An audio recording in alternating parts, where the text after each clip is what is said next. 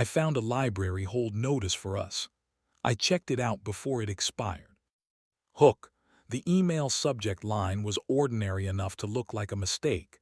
Your hold is ready for pickup, title us. The body was more specific. Pickup location, downtown branch. Shelf, our due date today. Notes, ask at the desk. Say present, phones face down. 2 truths, 2 questions. Hand on back equals I'm here. No signature, but my husband's neat teacher print had a way of getting into instructions and making them gentler. My name is Caleb, 35, the kind of technical writer who can make a blender sound like a life transition and then forgets to use any transitions at home. My husband is Mateo. He teaches 10th grade English and has a whistle he never uses because a raised eyebrow does more work. We've been married 4 years. Lately, we'd been a well-run pair of roommates, excellent at logistics, careful with dishes, reckless with silence. We left each other receipts like love notes and filed our arguments under after. At 5:40 p.m., the library smelled like books trying not to be nostalgic and air vents trying not to be noticed. I walked past new releases that promised better women than the ones I keep inside my head and took a number I didn't need. The circulation clerk looked up the way a person does when they feel sincerely included in a scene. Shelf R, she said. Back wall, right of the posters. Your hold has a paper band. If you'd like privacy, the reading room is free. Shelf R had a sense of humor, plaques labeled repair and renewal and return. The book band said US, hold 4 CALEB in Mateo's handwriting, which always stands up straight and never apologizes. The book was a steno notebook in a clear sleeve.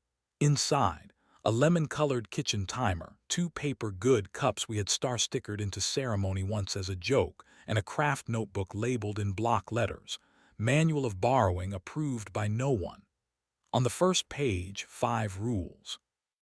Window 8:07, 4 minutes by any window, hand on back, no commentary. Inventory 8:12, 3 facts, 2 fears, 1 request, no theses. Good glasses 8:20, water in the fancy goblets, we are company. No diagonals on walks, no cutting across the parking lot. Saved time not equal to saved heart. 11:11 receipt, 1 precise thing that mattered today, no resume. Underneath in pencil he'd added, Article 0, clear language first.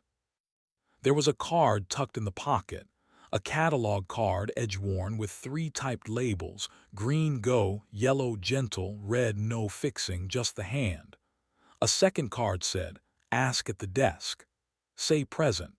I turned toward the circulation counter, nervous in the way being seen kindly makes me. Mateo was walking in at the same time, wind in his hair, the expression he gets when he chooses tenderness over cleverness. He held up his own catalog card like a hall pass. We nodded at each other without making it a performance, then went to the desk together. The clerk did not pretend surprise. Reading room, she asked, and we both said please like a prayer. The room had a long window, a long table, and enough wood to make every sentence sound like it had a context. Mateo set our phones face down on the table the way you set aside sharp tools when company comes over. He turned the lemon timer to 4 and placed his palm between my shoulder blades, exactly where the back forgets it belongs to the heart. We stood by the window and let the city sign its name to the day, scooter asking permission, elevator making decisions, someone laughing as if relief were contagious. We didn't narrate any of it. When the lemon chimed, my lungs remembered which part of me paid the rent. He tapped the manual. 2 truths, 2 questions, he said, not like a test, like a promise kept. Truth, I said. I took extra projects because calendars don't reject you, they become evidence. I swallowed. Truth. Lately I've been more hall monitor than host. Even I wouldn't want to come home to me. Mateo's mouth did the small, careful thing it does before he says the moment he's proud of me. Truth, he said.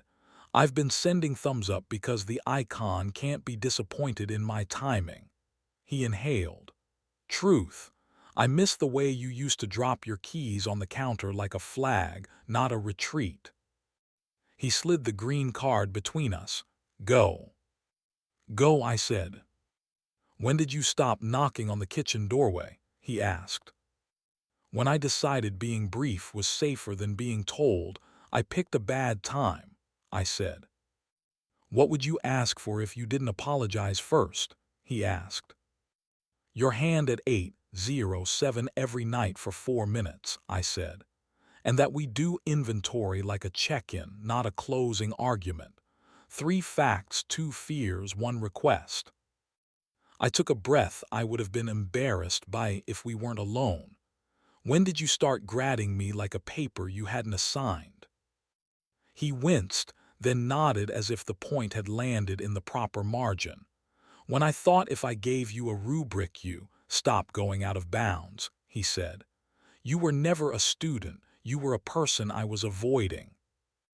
If I came home at 8 with no explanations, I asked, what would you want to do first? Hand where your breath lives, he said. Then hold the bowl or sit here, whatever version of dumb help you hand me. We poured water into the good paper cups with stars, and it still somehow sounded like a toast.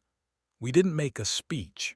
We read the inventory page in the manual because rules are the scaffolding I climb to reach honesty. 3 facts, I said. I answered 2 of your texts with later and meant, not today. I changed my work email password to keep myself from checking it at home and forgot to tell you why I was swearing at my own pocket. I asked my boss to not book me after 6 on Tuesdays. 2 fears, I said. If I stop being useful, I stop being lovable. If I ask for help, I won't know how to return it without keeping score. 1 request, I said. Kiss me when you come in, even when we're behind, especially then. Mateo, 3 facts. I folded laundry that could have waited while you were upset. I moved our window time to finish a unit plan I could have written badly tomorrow. I ended a conversation with a thumbs up that needed a mouth.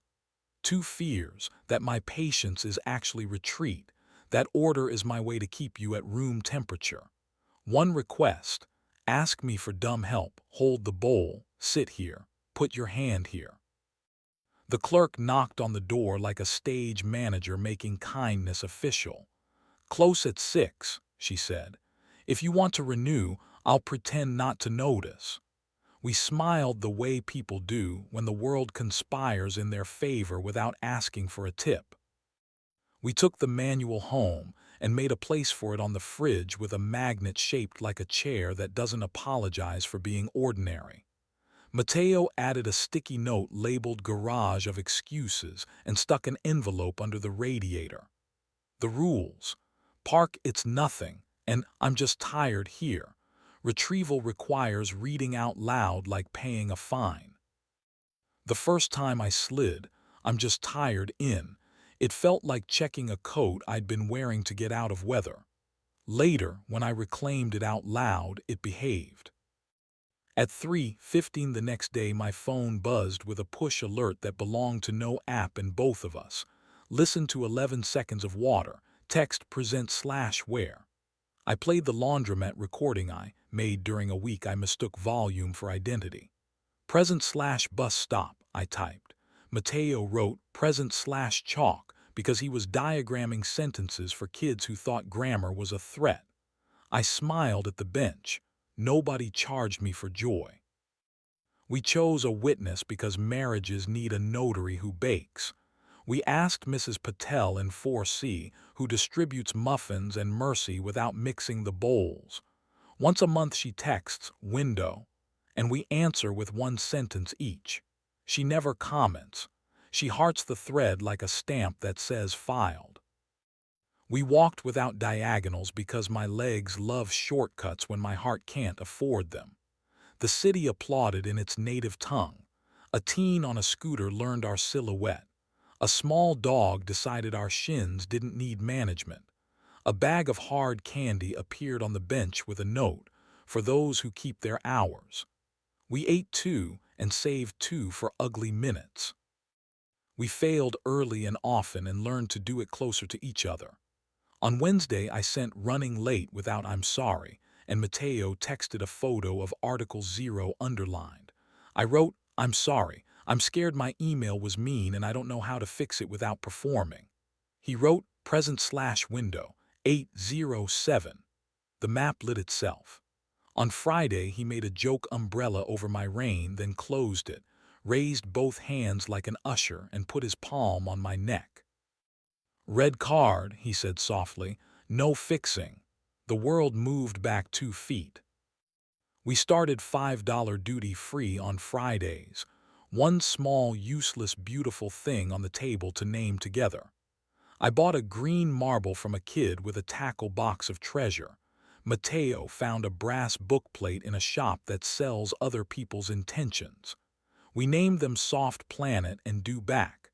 They lived on the sill and supervised. The library hold shelf became our neutral ground. Some weeks we left a bag labeled "For whoever needs this minute next" inside. A plastic pitcher, 2 star-stickered paper good cups, a photocopy of our manual, and a lemon timer with a note, "Borrow as needed. Return when you remember." We locked nothing. The door understood. Not every day insisted on narrative. Some were laundry and uninteresting terror. Even those days got one line at 11, one precise thing that had the dignity of happening. "You asked if your email was mean and didn't defend it," he said once. "You left the last good peach for me even though your face said maybe I won't," I said. We lay on the carpet and let gravity reintroduce us to humility.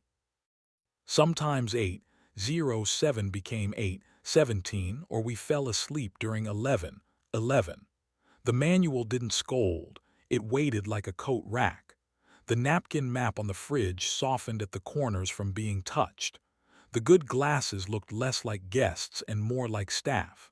The lemon timer sat on the sill like a small, honest son.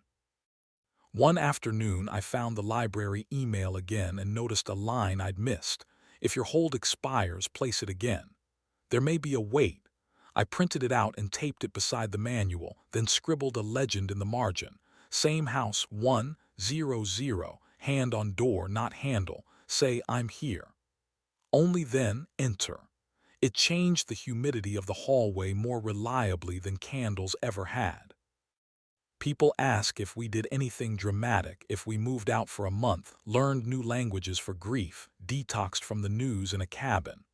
I tell the truth that sounds suspiciously boring. We picked a minute and showed up. We counted without prosecuting. We made water a ceremony. We let a neighbor notarize us without comment. We parked excuses and retrieved them only after reading them aloud. We tried again at 8:17 when 8:07 got shy. We returned our book to the hold shelf and checked it out again. We taught the door to greet us back. Last night we walked past the library after dinner. In the lobby, someone had posted a flyer in librarian neat font. "Practice isn't punishment." That line is getting tattooed where a watch would go. We stopped at the glass and saw our reflections holding good glasses filled with water that tasted like occasion. Tonight at 8:05 our phones will face down like students who want extra credit. At 8:07 a palm will land where my breath remembers its job and the city will loan us its affidavit. At 8:12 we will count without using numbers as weapons. At 8:20 water will pretend to be champagne and succeed. If we miss, we will do the only miracle that likes repetition. Try again. 8:17, 11, whenever mercy has an opening. The hold notice taught me how to check us out before we expired. Turns out we weren't overdue. We were just waiting on the shelf with our names on the band.